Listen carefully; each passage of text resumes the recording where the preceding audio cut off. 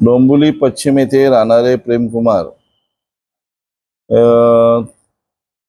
त्यांचे चिरंजीव त्यांनी आश्रय हॉस्पिटलला त्यांना ठेवण्यात आलं.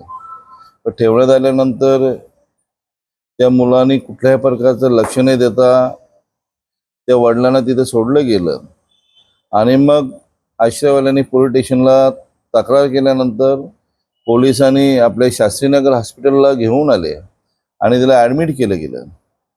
ही बातमी आम्हाला समजतात महाराष्ट्र राज्याचे माजी मुख्यमंत्री सन्माननीय एकनाथजी शिंदे साहेब आणि या कल्याण लोकसभेचे लाडके खासदार त्यांना ही बातमी कळताच ताबडतोब त्यांचं दायित्व आपण घेतलं पाहिजे आणि मग त्या अनुषंगाने आम्ही सर्व पदाधिकारी शिवसेनेचे पदाधिकारी त्या प्रेमकुमार यांना भेटायला आलो. त्यांची तब्येतीची विचारपूस केली. डॉक्टर इथे चौधरी आहेत, त्यांचा संपूर्ण स्टाफ आहे.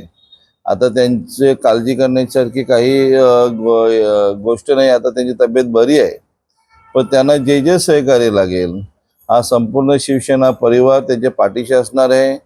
त्यांना औषधं लागतील, त्यांचं जेवणाचं त्यांचं राहण्याची सोय संपूर्ण हा खर्च शिवसेना पक्षाच्या माध्यमातून केला जाईल.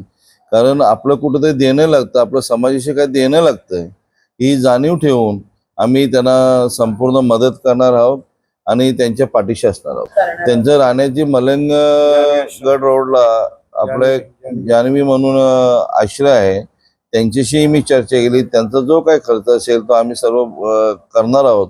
कारण त्यांच्या दोन्ही पायाला दुखापत आहे, त्यांच्याबरोबर माणूस असणं गरजेचं आहे आणि मग ते सर्व आम्ही त्याची अतिशय जशी आपण वडिलांची काळजी घेतो, आई वडिलांची काळजी घेतो, आपल्या घरच्यांची काळजी घेतो, त्याप्रमाणे त्यांची काळजी शिवसेना पक्ष हा परिवार घेणार आहे. त्याच्यामध्ये कुठेही शंका नाही. त्यांचं स्वतःचं घर आहे, डोंबिवली पश्चिमला घर आहे. तो मुलं त्यांची लक्ष न लावल्यामुळे त्यांची थोडी चिंता झालेली की बाबा लक्ष कोणी द्यायचं, कारण हॉस्पिटलला ॲडमिट आहे.